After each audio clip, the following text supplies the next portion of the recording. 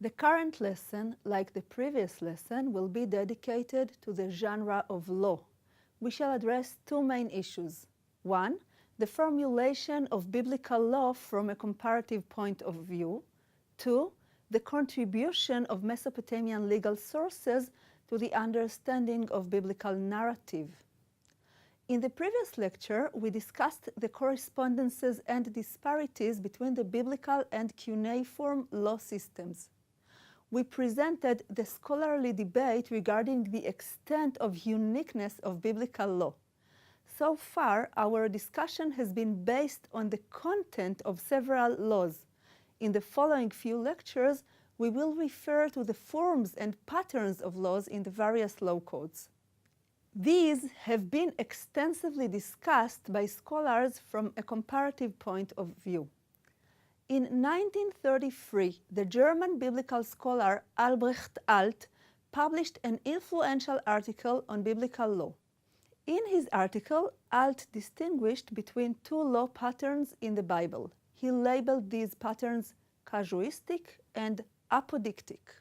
The casuistic pattern is basically a conditional clause based on an if-then formula, or, in a slightly different wording, a when-then formula. Here is one biblical example. When a man sells his daughter as a slave, she shall not go out as the male slaves do. The apodictic pattern consists of a direct command. For example, you shall not permit a sorceress to live. Alt has noted that the difference between the two patterns is not restricted to the technical question of formulation. He identified several important qualities that characterize each pattern.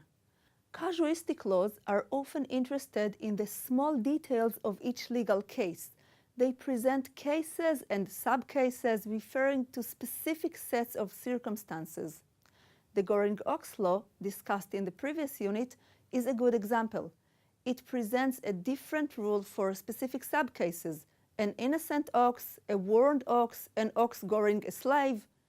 The apodictic law has a different attitude. It is brief and decisive without sub-clauses. According to Alt, this concise style reflects its definitive character. More importantly, casuistic law usually relates to non-religious issues.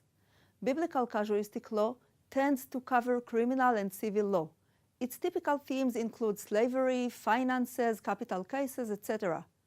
Apodictic law often focuses on religious affairs. The best example of apodictic law is the Ten Commandments.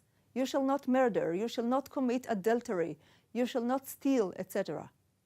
This type of law addresses the Israelites directly. It contains a categorical command and refrains from any detailed or lengthy discussion of specific cases. This categorical style accords with the ethical religious tendencies of apodictic law. How does the distinction between two types of biblical law relate to comparative study? We shall discuss this issue in the next lecture.